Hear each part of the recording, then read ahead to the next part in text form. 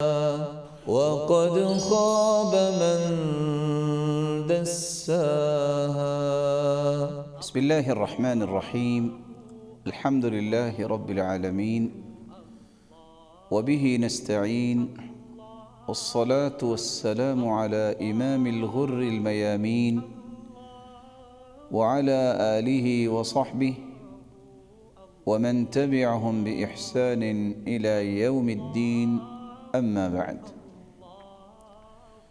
فأعوذ بالله من الشيطان الرجيم. قد أفلح من تزكى وذكر اسم ربه فصلى. ناظرین کرام، گزشتہ سے پیوستہ ہماری گفتگو جاری تھی تزکیہ اور تربیت کیسے ممکن ہے، اور ہم نے یہ بیان کیا تھا کہ تزکیہ کا بنیادی اصول یہ ہے کہ انسان کی نیت خالص ہونی چاہیے، پھر اس کے بعد اس کی قرآن مجید کے ساتھ وابستگی قائم ہونی چاہیے، اور تیسری بات رسول اللہ صلی اللہ علیہ وآلہ وسلم کی سنت کے مطابق اسے زندگی گزارنی چاہیے، اور چوتھی بات اللہ ذوالجلال کے ذکر کو اس کو معمول بنانا چاہیے، اور پانچواں اصول رسول اللہ صلی اللہ علیہ وآلہ وسلم کی ذات اطہر پر درود بھیجنا چاہیے۔ آج ہماری گفتگو کا محور تزکیہ کا وہ اصول ہے جس کا اشارہ قرآن مجید نے بھی دیا ہے۔ قد افلح من تزکى وذکر اسم ربہ فصلی۔ کامیاب وہ ہو گیا جس نے اپنا تزکیہ کیا۔ کون ہے جو تزکیہ کرتا ہے؟ وذکر اسم ربہ فصلی، جس نے اپنے رب کے نام کا ذکر کیا۔ فصلی، اور اس نے نماز پڑھی۔ نماز یہ وہ بدنی عبادت ہے جو حقیقت میں تمام عبادتوں کا مجموعہ ہے۔ اس لیے رسول اللہ صلی اللہ علیہ وسلم نے اسے ارکان اسلام میں شہادتین کے بعد سب سے پہلے بیان کیا ہے۔ حدیث کے الفاظ ہیں: بنی الاسلام علی خمس، شہادت ان لا الہ الا اللہ وان محمدا رسول اللہ واقام الصلاة وایتاء الزکاة والحج والصوم رمضان۔ اسلام کی بنیاد 5 چیزوں پر ہے۔ اس بات کی گواہی دینا کہ اللہ کے سوا کوئی معبود برحق نہیں، اور اس بات کی گواہی دینا کہ محمد صلی اللہ علیہ وسلم اللہ کے سچے رسول ہیں، اور نماز کو قائم کرنا، اور زکوٰۃ کو ادا کرنا، اور حج کرنا، اور رمضان المبارک کے روزے رکھنا۔ رسول اکرم صلی اللہ علیہ وسلم کا یہ فرمان جو صحیح بخاری میں ہے، جس کا نمبر ہے 8، یہاں ارکان اسلام کا تذکرہ کیا تو شہادتین کے بعد نماز کا تذکرہ کیا۔ اگر غور کیا جائے تو تمام عبادتیں نماز میں شامل ہو جاتی ہیں۔ زکوٰۃ کا مطلب ہے پاکیزگی۔ جب تک انسان پاکیزگی اختیار نہیں کرتا اس کی نماز نہیں ہوتی، تو زکوٰۃ کا معنی بھی نماز میں آ گیا۔ روزے کا معنی ہے الامساک، رک جانا۔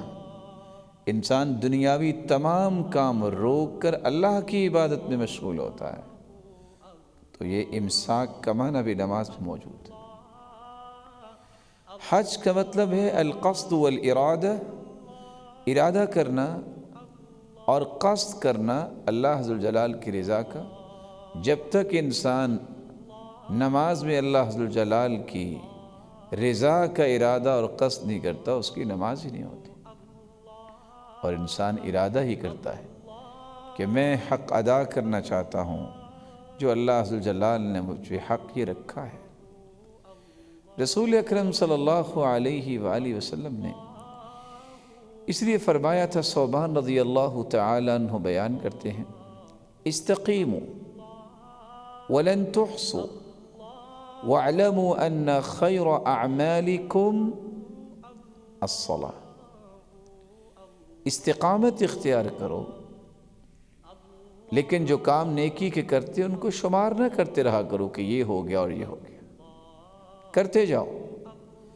وَاعْلَمُوا أَنَّ خَيْرَ أَعْمَالِكُمْ الصَّلَاةُ، اور یقین کر لو سب سے بہترین کام جو ہے وہ نماز ہے۔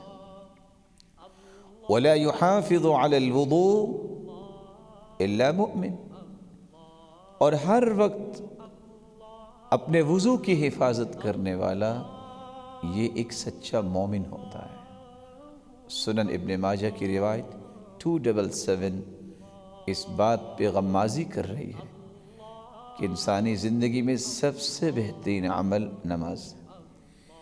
کیسے ممکن ہے کہ انسان نماز نہ پڑھے اور اس کی تربیت ہو جائے، اس کا تزکیہ ہو، اور خاص کر اس مبارک مہینے میں کہ انسان نے روزہ تو رکھا ہو اور نماز کی پابندی نہ کرے؟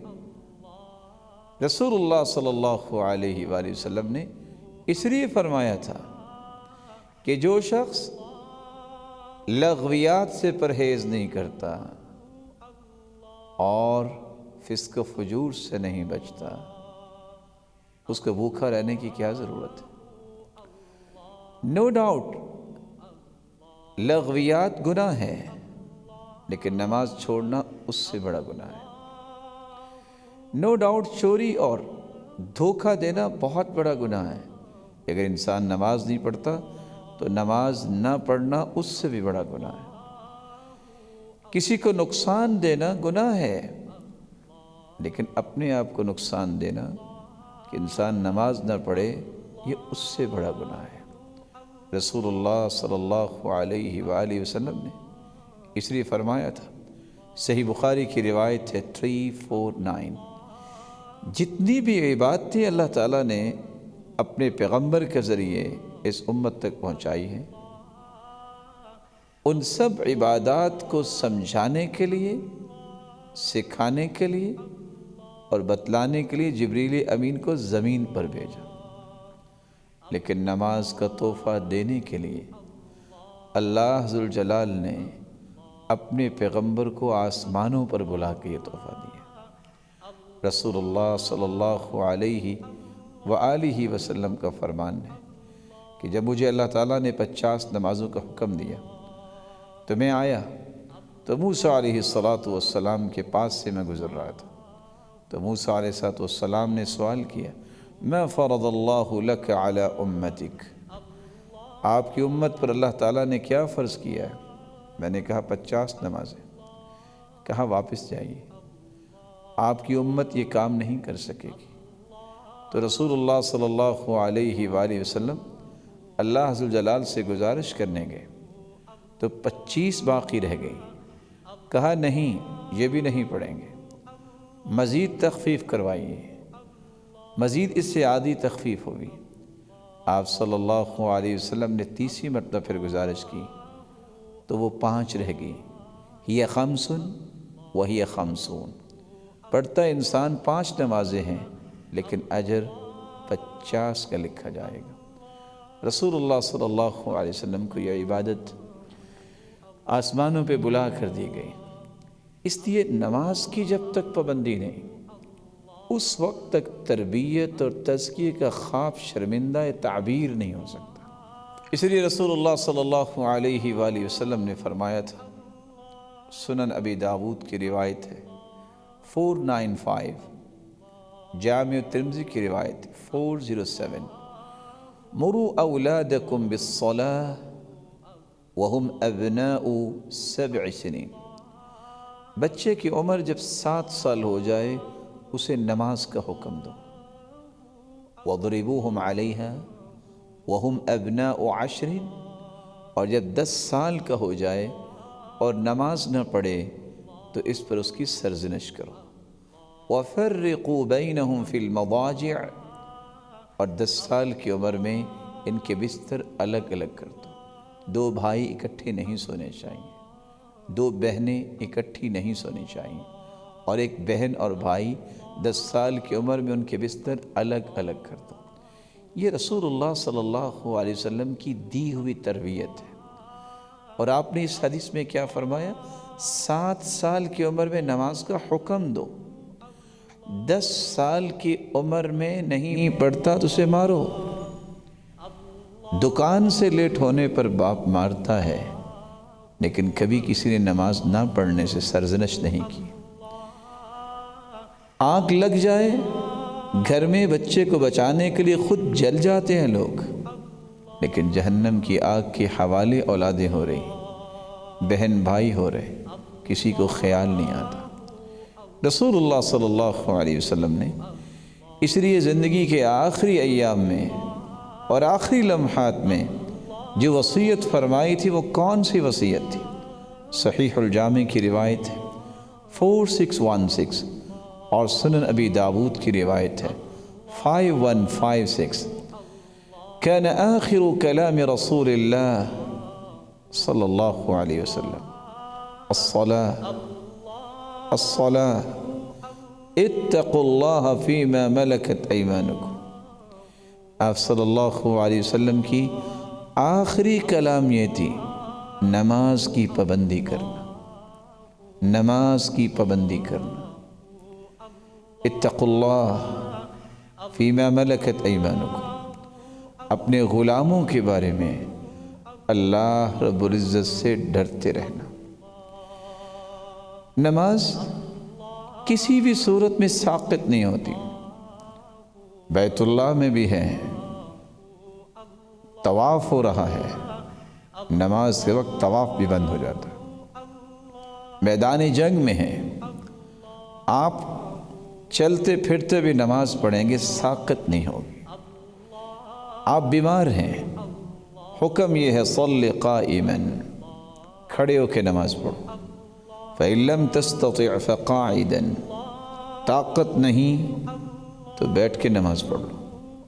فإن لم تستطع فعلى جنب, بیٹھ کر نماز نہیں پڑھ سکتے, لیٹ کر نماز پڑھ لو, کروٹ کے بل ہو کے پڑھ لو. اور دوسری روایت کے الفاظ ہیں فَأَوْ بِإِيمَاءً, آپ اشارے سے بھی نماز پڑھیں گے, اجر آپ کو پوری نماز کا ملے گا. لیکن نماز ساقط نہیں ہو سکتی مسلمان سے. اس لیے قرآن مجید میں اللہ رب العزت کا فرمان ہے فَإِنْ خِفْتُمْ فَرِجَالًا أَوْ رُكْبَانًا فَإِذَا أَمِنْتُمْ فَاذْكُرُوا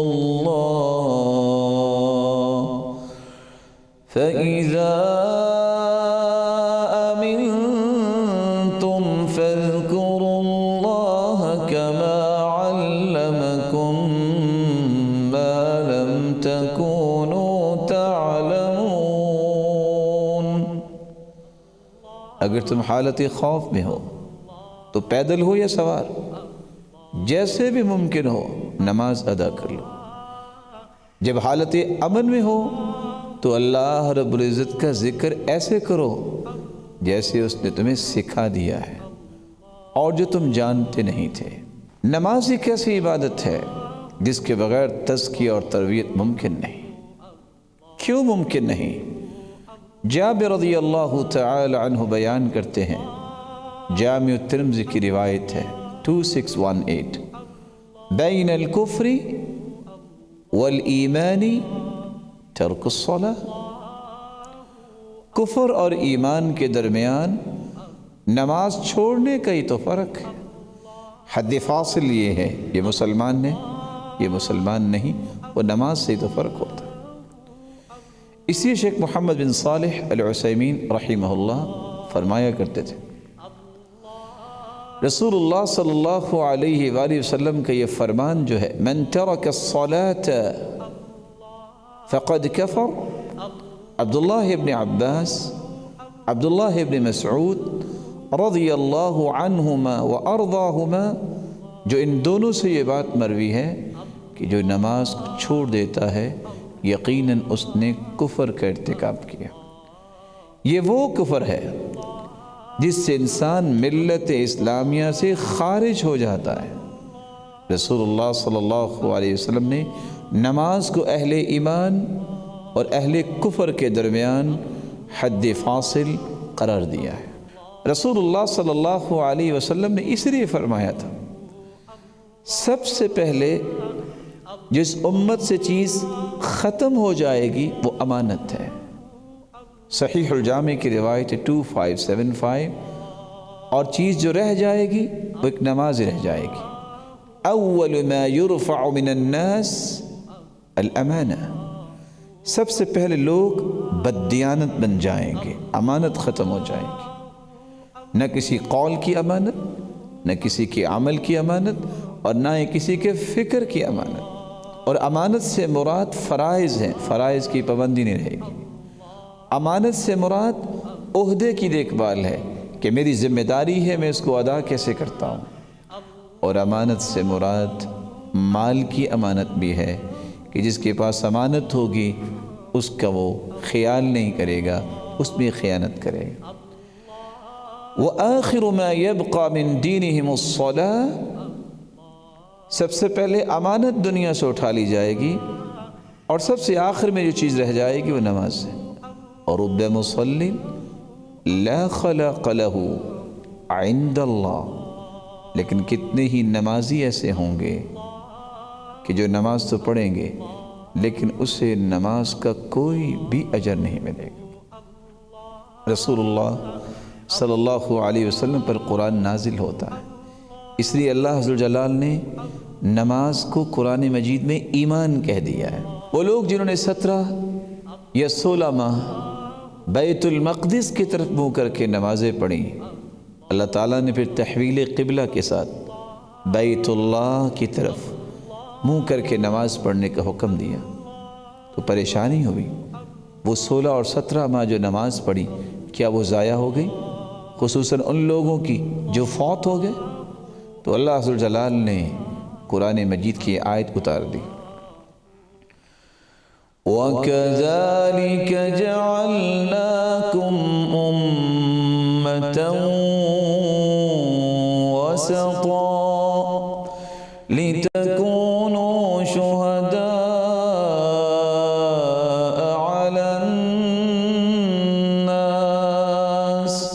وَيَكُونَ الرَّسُولُ عَلَيْكُمْ شَهِيدًا وَمَا جَعَلْنَا الْقِبْلَةَ الَّتِي كُنْتَ عَلَيْهَا إِلَّا لِنَعْلَمَ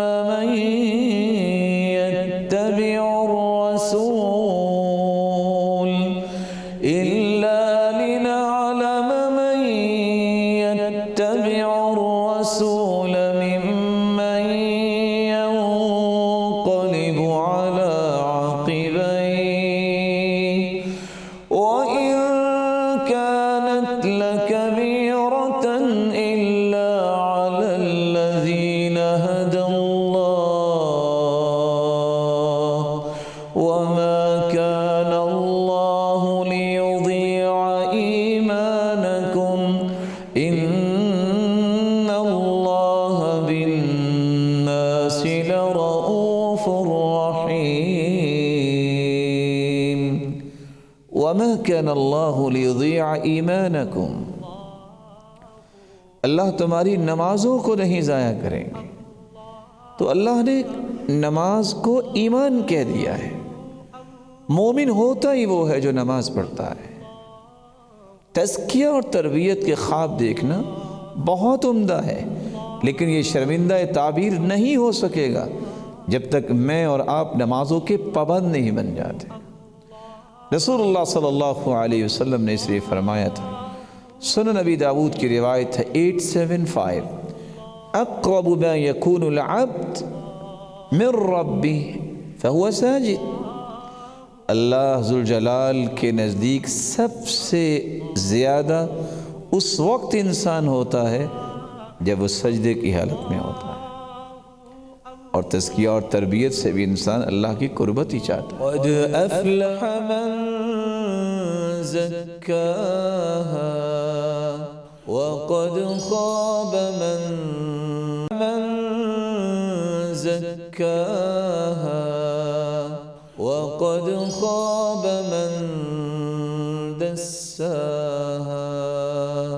نماز انسان کو اللہ کے قریب کرتی ہے۔ رسول اللہ صلی اللہ علیہ وسلم نے اس لیے تو صحابی ربیعہ بن کعب رضی اللہ تعالی عنہ سے کہا تھا کہ تمہاری یہ تمنا اور خواہش ہے کہ جنت میں تم میرے ساتھ ہو، یہ خواہش تب پوری ہو سکے گی فَأَعِنِّي عَلَى نَفْسِكَ بِكَثْرَةِ السُّجُودِ، تم اللہ عز و جلال کے سامنے زیادہ سے زیادہ سجدے کیا کرو، قیامت کے دن تم میرے ساتھ ہوگے۔ صحیح مسلم 489۔ اور قرآن مجید نے بھی اس لیے یہ بات واضح کر دی ہے کہ قیامت کے دن بھی منافق اور مومن ان کا فرق سجدے سے ہی ظاہر ہوگا۔ رسول اللہ صلی اللہ علیہ وسلم پر قرآن نازل ہوتا ہے اور ایک راز بیان کرتا ہے۔ نماز ہی تو ایسی ایک رحمت ہے جس سے انسان فحاشی سے رکتا ہے، برائی سے رکتا ہے۔ ارشاد ربانی ہے، اتل ما اوحی الیک من الکتاب واقم الصلاة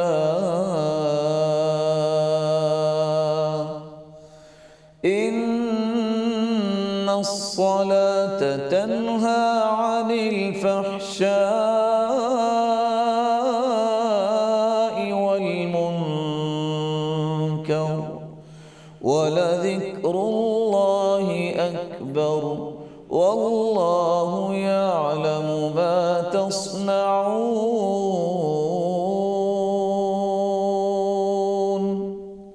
ان الصلاة تنہی عن الفحشاء والمنکر، بے شک نماز فحاشی اور برائی سے روکتی ہے۔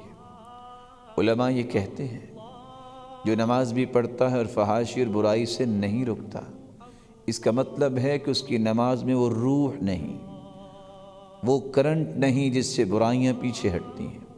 اسے اپنی نماز کو بہتر کرنا چاہیے، اسے خوبصورت بنانا چاہیے۔ اور اللہ عز و جلال نے اس لیے تو فرمایا ہے، وَاسْتَعِينُوا بِالصَّبْرِ وَالصَّلَاةِ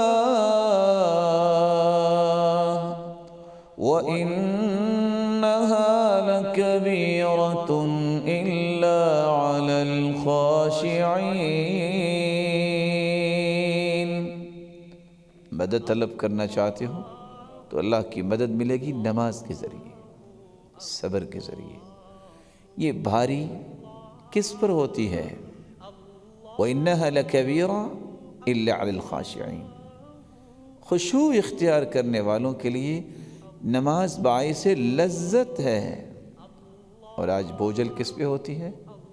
جن لوگوں کے اندر خشوع نہیں ہوتا۔ نماز میں جب تک دل نہیں لگتا، اس میں لذت محسوس نہیں ہوتی، اس وقت تک انسان کی تربیت اور تزکیہ نہیں ہوتا۔ سیدنا حسن بصری اس لیے کہا کرتے تھے، تفقدوا اللذ فی ثلاث، تین چیزوں میں لذت تلاش کیا کرو، نماز میں، ذکر میں، قرآن کی تلاوت میں۔ اگر لذت آئے تو خیر کے دروازے اللہ نے آپ کے لیے کھولے ہوئے، رحمت کے دروازے کھولے ہوئے۔ اگر لذت نہیں آتی تو سمجھ لو ان ابواب الخیر مغلقہ، خیر کے دروازے اللہ نے بند کر رکھے۔ اور آپ صلی اللہ علیہ وآلہ وسلم کا تو طریقہ مبارک یہ تھا، آپ کو جب بھی خوشی ملتی، كان اذا اتاه امر يسر به خر ساجدا للہ، جب بھی آپ کو خوشی ملتی آپ سجدہ ریز ہو جاتے۔ بلکہ وكان اذا حزبه امر صلى، سنن ابی داود کی روایت ہے 1319، آپ کو جب بھی کوئی پریشانی ہوتی آپ فوراً سجدہ ریز ہو جاتے۔ راحت ہی اللہ نے نماز میں رکھی ہے۔ کس طرح خزاعہ کا ایک آدمی کہتا ہے، لیتنی صلیت فاسترحت، کاش میں نے نماز پڑھی ہوتی مجھے کچھ سکون مل جاتا۔ اور اللہ کے رسول صلی اللہ علیہ وسلم نے فرمایا تھا یا بلال اقم الصلاة ارحنا بها، بلال اقم الصلاة، تکبیر کہیے اور تکبیر کے ساتھ ہمیں سکون پہنچائیے۔ رسول اللہ صلی اللہ علیہ وسلم کو تو سکون اور راحت ملتی تھی تو نماز میں ملتی تھی۔ رسول اللہ صلی اللہ علیہ وسلم نے اس لیے تو فرمایا تھا حبب الی من الدنیا النساء والطیب وجعلت قرۃ عینی فی الصلاۃ، سنن النسائی کی روایت ہے 3939۔ لوگوں، 3 چیزیں مجھے دنیا میں بہت محبوب ہیں، المرأة الصالحہ، نیک عورت، جیسا کہ دوسری روایت میں ہے، النساء والطیب، اور خوشبو، وجعل قرۃ عینی فی الصلاۃ، اور نماز کو میری آنکھوں کی ٹھنڈک بنا دیا گیا ہے۔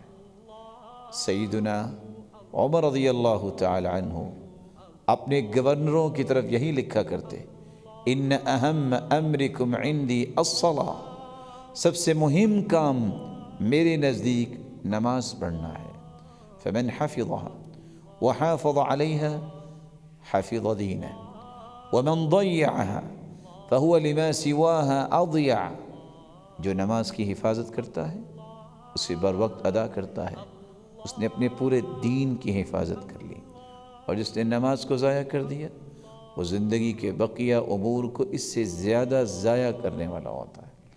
اللہ ذوالجلال سے دعا ہے اللہ ذوالجلال ہماری تربیت فرمائے، تزکیہ فرمائے۔ کیسے ممکن ہے نماز کی پابندی، فرائض کی پابندی کرنے سے اور نوافل پڑھنے سے، جس کا تذکرہ ہم انشاءاللہ آئندہ کریں گے۔ مالک الملک ہم سب کو نمازی بنائے، اور جو بھولے ہوئے ہیں ان کو بھی صراط مستقیم نصیب فرمائے۔ وآخر دعوانا ان الحمد للہ رب العالمین۔ قد أفلح من زكاها وقد خاب من دساها۔ تیرے ہی دیے ہوئے رزق پر افطار کیا۔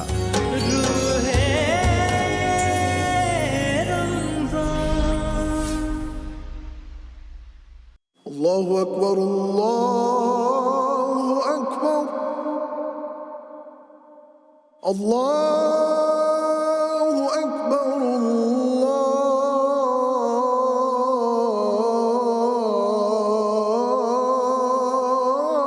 اللہ اکبر، اشہد ان لا الہ الا اللہ،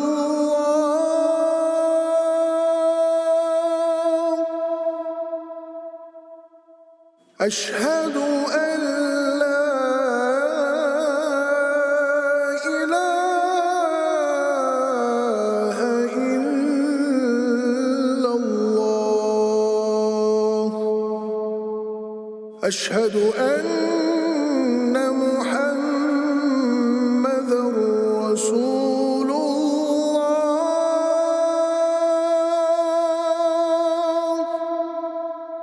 اشہد ان محمد رسول اللہ،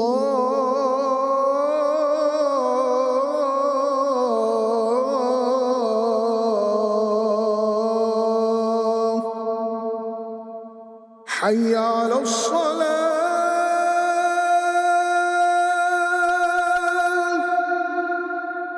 حي على الصلاة،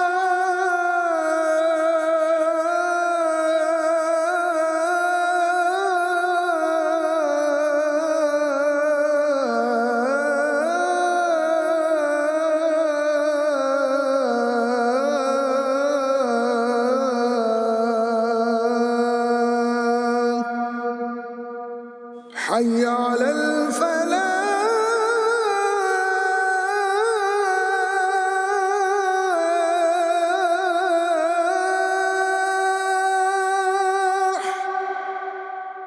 حي على الفلاح۔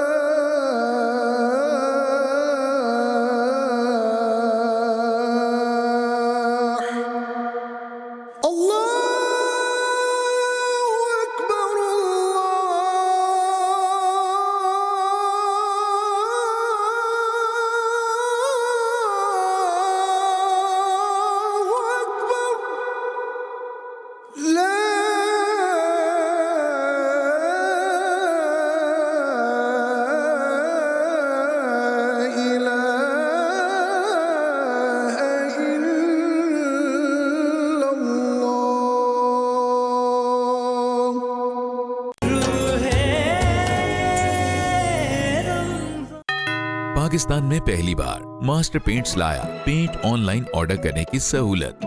Select area and choose the product और कलर रेंज में अपने पसंदीदा रंग का इंतखाब करें। रिक्वायर्ड पैकेजिंग साइज और क्वांटिटी सेलेक्ट करें। ऐड टू कार्ट के बटन पर क्लिक करें। चेकआउट के बटन पर क्लिक करके मतलूबा मालूमात एंटर करें। अपनी मर्जी की पेमेंट ऑप्शन सेलेक्ट करें। कैश ऑन डिलीवरी और पे विद कार्ड और सबमिट माई ऑर्डर बटन पर क्लिक करें। तो अभी मास्टर पेंट्स की ऐप डाउनलोड करें या विजिट करें masterpaints.com। अब्बू, अरे बेटा तुम लोग बैठो, मैं चाय बनाता हूँ। मैं बनाऊंगी सबके लिए।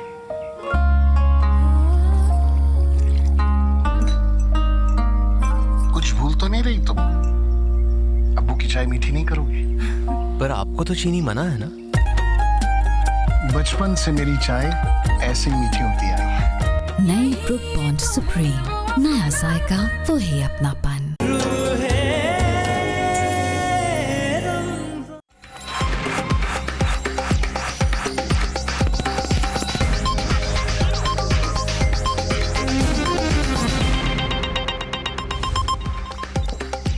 कौमें वसाइल की कमी से नहीं, करप्शन से तबाह होती हैं। ताकतवर को कानून के ताबे लाना हमारी जिद्दोजहद का मकसद है। वज़ीर आज़म इमरान खान का PTI के यौम तासीस पर पैगाम।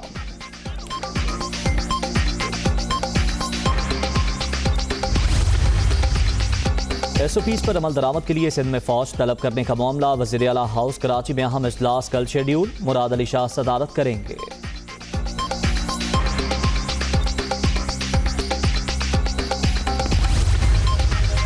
और जिम्बाब्वे को 24 रन से शिकस्त। पाकिस्तान ने तीसरा T20 और सीरीज जीत ली। 166 रन के हदफ का ताक़ुब करती मेजबान टीम 141 तक ही पहुंच सकी।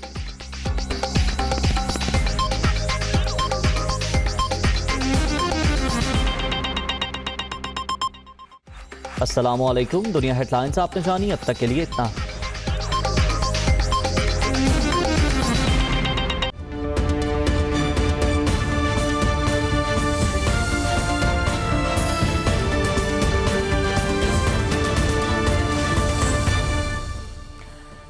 बिस्मिल्लाहिर्रहमानिर्रहीम। अस्सलामु अलैकुम। प्रोग्राम इख्तलाफी नोट के साथ मैं हूं उम्मे रुबाब ज़ैन। नाज़रीन, कोरोना की तीसरी लहर जो है उसने तबाही मचा दी है। बार बार कहा जा रहा है कि अगर एहतियात ना की गई तो फिर हुकूमत कह रही है कि हम लॉकडाउन की तरफ जाएंगे। NCOC भी कह रही है कि जनाब अगर हस्पतालों में गुंजाइश कम पड़ गई, कोरोना मजीद फैला तो मजबूरन हमें लॉकडाउन करना पड़ेगा।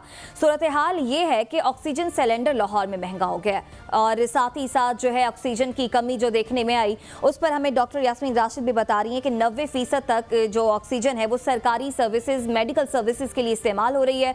इसलिए जो है इलेक्टिव सर्जरीज पर पाबंदी लगा दी गई है। सिर्फ मेजर सर्जरीज होंगी और कोरोना के मरीजों को ऑक्सीजन जो है वो फराहम की जाएगी। साथ ही साथ सिंध में भी फौज को तलब करने के हवाले से गौर किया जा रहा है और खैबर पख्तूनख्वा भी विफाक से कह रहा है कि खुदारा फौज को यहाँ पर भेज दें ताकि वो कोरोना SOPs पर अमल दरामद करवा सके। आपको याद दिलाते हैं, कोरोना की जब पहली लहर आई थी तो वज़ीर आज़म इमरान खान ने 20 मार्च 2020 में कोरोना फोर्स बनाई थी, जिसका काम था कोरोना SOPs पर अमल करवाना, लोगों को बताना था कि किस तरह से SOPs पर अमल करना है, लोगों को इन पर फॉलो करवाना था ताकि कोरोना जो है वो इसके फैलाव में कमी आ सके। इस फोर्स से हमने और भी बहुत से काम लिए। टिड्डी दल जब आया तो उसके हमले की रोकथाम के लिए शजरकारी मुहिम में भी कोरोना फोर्स को इस्तेमाल किया हमने। ज़ख़ीरा अंदोज़ों के खिलाफ और महंगाई के खिलाफ भी कोरोना फोर्स को इस्तेमाल किया। वज़ीर आज़म इमरान खान कोरोना के दौरान इस फोर्स की बहुत दफ़ा तारीफ भी करते नजर आए। वो क्या कहते रहे वो देखिए, फिर यहीं से प्रोग्राम का आगाज करेंगे। कोरोना की रिलीफ के लिए टाइगर्स फोर्स में अनाउंस कर रहा हूं। ये वो नौजवानों की फोर्स होगी जो इंशाल्लाह वो जो हमारी कमियां हैं वो पूरी करेगी, हमारी फौज के साथ मिलके, हमारी एडमिनिस्ट्रेशन के साथ मिलके। मकसद इस वॉलंटियर फोर्स का ये है, आपने फिर लोगों के अंदर ये अवेयरनेस पैदा करनी है कि SOPs क्या है। तकरीबन 10 लाख कोरोना टाइगर्स हमने रजिस्टर किए, 2.25 लाख ने काम किया हमारे लिए। जो टाइगर फोर्स थी वो गए मस्जिदों में और उन्होंने पूरी तरह आगाह किया, शऊर पैदा किया। अगर आप कामयाब हो जाते हैं शऊर पैदा करने में तो उससे होगा क्या, ये जो केसेस बढ़ रहे हैं ये इतनी तेज़ी से नहीं बढ़ेंगे। हम अपनी ये वॉलंटियर फोर्स है टाइगर फोर्स ان سب کو ہم نے لگا دیا ہے کیونکہ ایڈمنسٹریشن کے اوپر آگے بہت پریشر ہے, وہ تھک چکے ہیں, تو ان کو لگا دیا ہے ایس او پیز کے اوپر. ٹائیگرز کو بھی یہ کہنا چاہتا ہوں, آپ نے یہ جو کرونا وائرس کے خلاف ہم نے جو ایک پوری جہاد کی, اس میں بھی جو آپ نے شرکت کی, اور یہ جو ایس او پیز, یہ جو آپ نے لوگوں کو بتایا, شعور پیدا کیا, اس کی بھی میں آپ کو مبارک دیتا ہوں. میں اپنی جو والنٹری فورس ہے ٹائیگر فورس, میں چاہوں گا کہ وہ اپنے موبائل فون کے ذریعے ہمیں بتاتے رہیں کون ایس او پیز پہ فالو کر رہا ہے, کون نہیں. تو ایک تھی ٹائیگر فورس جس کا کام تھا کورونا کے خلاف لڑنا. حبیب صاحب, کورونا دوبارہ نظر آ گیا لیکن یہ ٹائیگر فورس نظر نہیں آ رہی. اچھا, مجھے یہ سمجھ نہیں آئی کہ آپ نے یہ کیسے کہہ دیا کہ ٹائیگر فورس اس وقت نظر آئی تھی. ہمارے وزیر اعظم چونکہ ایک فلاسفر بھی ہیں اور وہ پاکستان کے لیے خواب دیکھتے ہیں, تو لہٰذا یہ ٹائیگر فورس خوابوں میں اور خیالوں میں تو ضرور تھی, گراؤنڈ کے اوپر کہیں کوئی ٹائیگر فورس موجود نہیں تھی. جو کچھ آپ نے وزیر اعظم کا سنایا ہے, جو کچھ بھی وزیر اعظم کے پاس سنایا, مجھے انتہائی معذرت کے ساتھ یہ کہنا پڑتا ہے کہ وزیر اعظم تک یہ پہنچنے والی تمام کی تمام انفارمیشن غلط تھی. یہ ایک جھوٹ تھا جس کے ذریعے اسلامی جمہوریہ پاکستان کے وزیر اعظم کو گمراہ کیا گیا کہ 10 لاکھ لوگ جو ہیں وہ میدان عمل میں نکل آئے ہیں اور کرونا کو وہ ختم کرنے چلے ہیں, وہ ذخیرہ اندوزوں کو پکڑنے چلے ہیں. ہمارے وزیر اعظم کا پرابلم یہ ہے, آپ کہہ رہے ہیں کہ ایسی کوئی فورس تھی ہی نہیں. اچھا, آپ لوگ پتہ نہیں کیا بات کرتے ہیں. کبھی آپ نے دیکھی, آپ یہ لاہور میں نہیں رہتی, آپ نے کبھی ٹائیگر فورس کا کوئی بندہ دیکھا ساتھ؟ تم نے کبھی دیکھا کیا لاہور پاکستان کا حصہ نہیں ہے؟ میں کراچی میں اتنی دفعہ گیا ہوں, میں سرگودا میں اتنی دفعہ میرا گھر ہے, میں چھوٹے چھوٹے شہروں میں جاتا ہوں, میں نے تو کبھی ٹائیگر فورس نہیں دیکھی. یہ کون سی ٹائیگر فورس ہے جس کی بات ہو رہی ہے؟ بات یہ ہے کہ یہ ایک جھوٹ تھا. میں یہ نہیں کہتا کہ ہمارے وزیر اعظم نے بولا, میں یہ کہتا ہوں ہمارے وزیر اعظم کو بتایا گیا. اب وزیر اعظم نے پنڈی صدر بازار میں جا کے تو نہیں چیک کرنا نا کہ ٹائیگر فورس ہے, یا پشاور قصہ خانی بازار جا کے تو نہیں دیکھنا اس نے کہ جناب ٹائیگر فورس ہے کہ نہیں ہے. مسئلہ یہ ہے کہ ایک جھوٹ ہے جو پوری سرکار نے وزیر اعظم کے ساتھ بولا اور وزیر اعظم سے بلوا دیا. لیکن حبیب صاحب, معذرت کے ساتھ 1 سال تک وزیر اعظم کو یہ جھوٹ بتاتے رہے. ہمارا وزیر اعظم بادشاہ آدمی, اس کو 3 سال ہو گئے جھوٹ بتاتے ہوئے. لوگ اس کو بتا رہے ہیں کہ آپ کی اکانومی ٹھیک ہے, لوگ اس کو بتا رہے ہیں کہ جو کچھ اکانومی کی بربادی ہوئی ہے پچھلی حکومتوں نے کی ہے, لوگ اس کو بتا رہے ہیں احساس پروگرام کی وجہ سے دنیا آپ کے گن گا رہی ہے, لوگ اس کو بتا رہے ہیں کہ جناب یہ آپ کی وجہ سے جو آپ نے چینی کی جو لائنیں لگوائی ہیں, لوگ آپ کو جھولیاں اٹھا اٹھا کے دعائیں دے رہے ہیں. وزیر اعظم کو تو سارا دن دفتر میں جھوٹ بتایا جاتا ہے. کیا اکانومی ٹھیک ہو گئی ہے؟ کیا چینی کی صورتحال پہ آپ خوش ہیں؟ کیا آٹا 60 روپے مہنگا ہو گیا, آپ خوش ہیں؟ مسئلہ یہ ہے کہ ایک شخص کو آپ جھوٹ بتا رہے ہیں, اس کو ایک جھوٹ میں رکھا ہوا ہے, تو آپ اسے جھوٹ بلوا رہے ہیں, وہ اس بیچارے کو آپ پریشان کروا رہے ہیں. مسئلہ یہ کہ ٹائیگر فورس نہ پہلے تھی نہ آج ہے. جو پہلے بھی ایک خواب و خیال کی بات تھی اور آج ایک حقیقت ہے کہ نہیں ہے. بات یہ ہے کہ ہماری جو کرونا کے بارے میں آپ کو بار بار عرض کرتا ہوں, اور مجھے بہت سارے لوگوں نے پیغام دے کے کہا ہے ٹویٹر پہ, مجھے لوگوں نے ای میلز کیے ہیں کہ تم اس حکومت کو, کیا تم اپنے سوا کسی کو لائق نہیں سمجھتے؟ میرے سوا سارے لائق ہیں, لیکن اس حکومت میں ایک بھی لائق آدمی نہیں. ہمارا سٹیٹ سٹرکچر اب ایسا بن چکا ہے کہ ہماری ریاست کے ڈھانچے میں کوئی لائق آدمی رہ نہیں سکتا.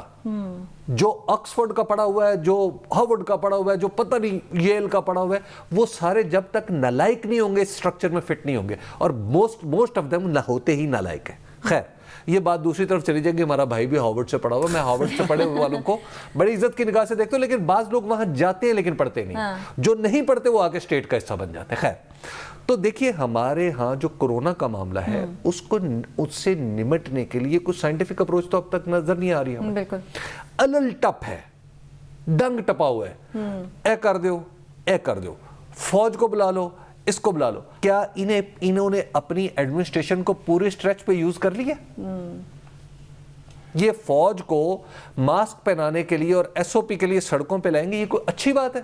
حقیقی ٹائیگر فورس بن جاتی تو کتنا ہی اچھا ہوتا. حقیقی ٹائیگر بھائی, حقیقی ٹائیگر فورس ہے ہماری ٹائیگر. ہمارے پولیس والے ہمارے ٹائیگر ہیں, ہمارے پاس اسسٹنٹ کمشنر ہیں, ہمارے پاس ایک پورا سٹرکچر ہے. اور بھائی اگر آپ اس کو استعمال تو کریں, آپ استعمال ہی نہیں کر رہے, آپ کو پتہ ہی نہیں ہے, چونکہ آپ نالائق ہیں, آپ کو پتہ ہی نہیں ہے کہ سٹرکچر استعمال کیسے ہونا ہے. آپ نے فرض کر لیا ہے کہ بیوروکریسی میرے ساتھ نہیں ہے, آپ نے فرض کر لیا ہے کہ یہ کرپشن کرتے ہیں, آپ نے فرض کر لیا کہ ان سے کام نہیں ہوگا, تو لہٰذا آپ سے کام نہیں ہوگا. تو آپ جب آپ اپنی نالائکی کے لیے اپنے گریبان میں تو جھانک نہیں رہے تو آپ دوسروں پہ الزام لگا رہے ہیں. آپ کہہ رہے ہیں اس کو تو بھی آ جا, اس کو کہہ رہے ہیں تو بھی آ جا. مجھے اس بات پہ سخت افسوس ہے کہ ایڈمنسٹریٹولی اور گورننس کے اعتبار سے بہت بڑی غلطی ہے کہ آپ پاکستان کی مسلح افواج کو سڑک پہ لائیں اور وہ آپ کو ماسک پہنوائیں. آخری آپشن عمران خان نے, حکومت نے پہلی آپشن بنا لی, اور ٹائیگر فورس کے حوالے سے کیا وزیر اعظم 1 سال پورا بے خبر رہے, کسی سے ملے نہیں, اپنی ٹائیگر فورس جنہیں وہ کہتے ہیں اور جو وزراء بتاتے رہے جی کام یہ کر رہے ہیں وہ کر رہے ہیں, اسی پر یقین کیے رکھا انہوں نے؟ دیکھیے کیا ٹائیگر فورس بنی, تو میرا یہ خیال ہے کہ کہیں پہ بنی, کیونکہ ہم نے دیکھا کہ وزیر اعظم صاحب نے کچھ افتتاح بھی کیے, لوگوں نے وہ ٹائیگر فورس کی ٹی شرٹس وغیرہ بھی پہنی ہوئی تھی. مجھے تھوڑی یاد پڑتی ہیں کہ وہ ٹی وی میں نظر آئیں کہ وہ ٹائیگر فورس ہرے اور لال میں لکھا ہوا تھا. تو آئی ایم شیور کہ کسی جگہ پہ کہیں پہ کوئی ٹائیگر فورس ایگزسٹ کرتی ہے. ہو سکتا ہے اس میں واقعی 10 لاکھ کی رجسٹریاں ہوں, ہو سکتا ہے لوگوں نے, بچوں نے, لڑکوں نے, لڑکیوں نے موبائلز کے اوپر اپنے آپ کو, خان صاحب کی اس کے اندر, خان صاحب کی تو فالوئنگ تو لوگوں کے اندر ہے, یہ تو کوئی ڈینائی نہیں کر سکتا کہ خان صاحب کی فالوئنگ نہیں ہے, اور خاص طور پہ یوتھ میں ہے. تو لوگوں نے اس کے اوپر رجسٹر بھی کیا ہوگا, لوگوں نے اپنے آپ کو ٹائیگر فورس کے اندر شامل بھی کیا ہوگا. سوال یہ ہے کہ کیا ٹائیگر فورس وہ کام کر سکی جس کے لیے جو وزیر اعظم صاحب نے کہا تھا کہ کرے گی. وزیر اعظم صاحب نے پہلی, جو آپ نے شارٹ سنایا اس میں سب سے پہلی تقریر میں کہا کہ ہماری سول ایڈمنسٹریشن اسٹریچ ہو چکی ہے اور وہ اس کام کو پورا نہیں کر سکتی جو کہ پینڈیمک کے اندر کسی بھی ریاست کو کرنا چاہیے. بھائی پاکستان نہیں, دنیا کی کوئی ریاست بھی پورا نہیں کر سکی نا. ہم نے امریکہ بھی دیکھا, انگلینڈ بھی دیکھا, دیگر جگہ بھی دیکھی, چائنا کی ایکسیپشن کے علاوہ. تو وہ جو سپیس ہے کہ جتنا کام آن گراؤنڈ ہونا چاہیے, لوگوں کے گھروں میں راشن تقسیم ہونے چاہیے, ایس او پیز فالو ہونے چاہیے, حکومت تک فیڈ بیک ملنا چاہیے, یہ کام جو ریاستی مشینری نہیں کر سکے گی ڈسٹرکٹ ایڈمنسٹریشن کا, وہ سپیس ٹائیگر فورس فلفل کرے گی. اس وعدے کے ساتھ وزیر اعظم صاحب نے اس کو لانچ کیا, ٹائیگر فورس کے آئیڈیا کو, کہ یہ ہماری کورونا کے اندر فورس ہوگی. کیا بنی یا نہیں بنی, تو میں وزیر اعظم صاحب کی بات مان لیتا ہوں کہ چلیں بنی تھی.